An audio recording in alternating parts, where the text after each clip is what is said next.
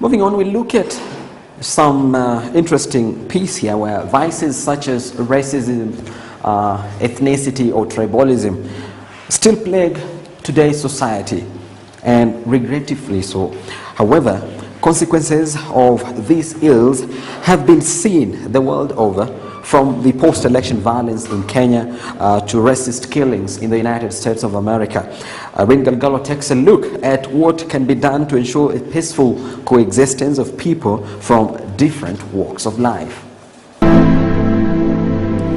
Any mention of the post-election violence that rocked the country in 2007 and 2008 immediately brings images of death, devastation and unimaginable loss that the people of Kenya suffered. All Kenyans were affected by the atrocities that happened in the country in one way or the other, with the violence being a clear example of how negative ethnicity can bring a nation to its knees. Such incidences are not special to Kenya only, but to Africa and the rest of the world.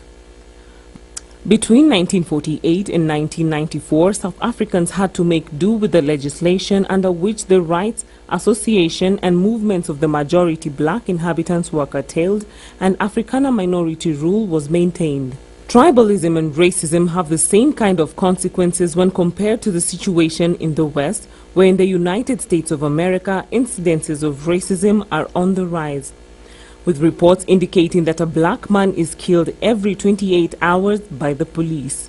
Racist killing and racial profiling have been on the rise in America, with failed convictions in each case. This has prompted widespread protests in America, with calls to end racism being the focal point. American President Barack Obama and his wife Michelle have also claimed to be victims of racial discrimination. In an interview with People magazine, the First Lady highlighted an experience she had while shopping at America's Target Mall. She said, and I quote, "The only person who came up to me in the store was a woman who asked me to help her take something off a shelf because she didn't see me as the First Lady. She saw me as someone who could help her." Those kind of things happen in life, so it isn't anything new. End of quote.